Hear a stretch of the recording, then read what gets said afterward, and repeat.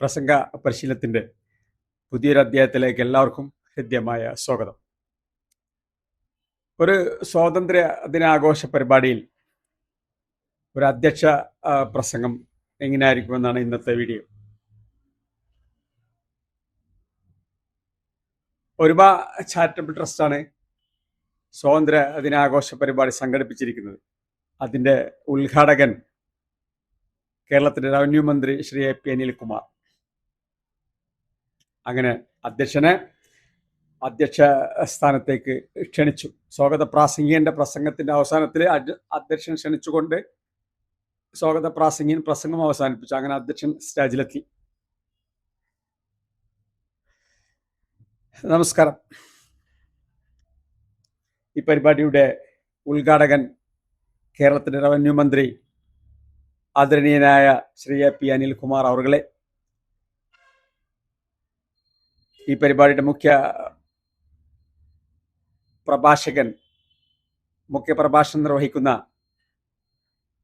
Doctor Asankutty അവർകളെ, വേദിയിലും സദസ്സിലും സന്നിഹിതരായിരിക്കുന്ന വിശിഷ്ട വ്യക്തികളെ, സുഹൃത്തുക്കളെ, നാട്ടുകാരെ. ഒരുമ ചാരിറ്റബിൾ ട്രസ്റ്റ് 10 വർഷത്തോളമായി ഈ പ്രദേശത്ത് പ്രവർത്തിച്ചു കൊണ്ടിരിക്കുന്നു. നിർദ്ധരും നിരാലംബരുമായ ആളുകൾക്ക് താങ്ങും തണലുമാണ് ഒരുമ ചാരിറ്റബിൾ ട്രസ്റ്റ്.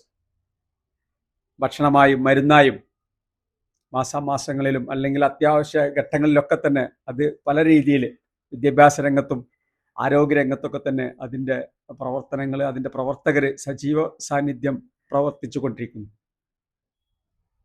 അപ്പോൾ എല്ലാ വർഷവും ആഘോഷിക്കുന്നതാണ് സ്വാതന്ത്ര്യ ദിനാഘോഷ പരിപാടി. വളരെ ആഘോഷപൂർവ്വം നമ്മൾ ആഘോഷിക്കാറുണ്ട്. ഇപ്രാവശ്യം നമുക്ക് നമ്മുടെ മന്ത്രിയെ കൂടി കിട്ടിയത് അത് ഇരട്ടി സന്തോഷമാണ്. ഇന്ത്യയുടെ 80ാമത് സ്വാതന്ത്ര്യ ദിനാഘോഷിക്കുന്ന ഈ ചരിത്ര നിമിഷത്തിൽ ഏവർക്കും എൻ്റെ ഹൃദയം നിറഞ്ഞ സ്വാതന്ത്ര്യ ദിനാശംസകൾ. നമ്മൾ ഇന്ന് അനുഭവിക്കുന്ന വായുവും അവകാശങ്ങളും ലക്ഷക്കണക്കിന് ആളുകളെ ജീവൻ നൽകി പോരാടിയ ത്യാഗത്തിന്റെ ഫലമാണ്. ചന്ദ്രശേഖർ ആസാദ്, ഭഗത് സിംഗ്, ഝാൻസി റാണി, വാരിയംകുന്നത്ത് കുഞ്ഞഹമ്മദ് ഹാജി തുടങ്ങിയ ധീര രക്തസാക്ഷികളെ, സമര പോരാളികളെ നാം ആദരവോടെ ഈ സമയത്ത് ഓർക്കേണ്ടതുണ്ട്.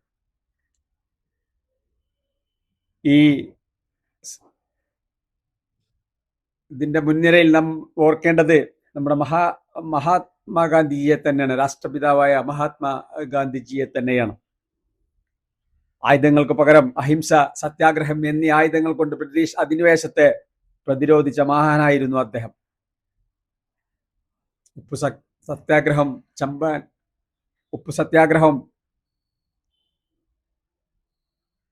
ക്വിറ്റ് ഇന്ത്യ സമരം തുടങ്ങിയ സമരമുറകളിലൂടെ ബ്രിട്ടീഷ് അധിനിവേശത്തെ പ്രതിരോധിക്കാൻ അദ്ദേഹത്തിന് സാധിച്ചു.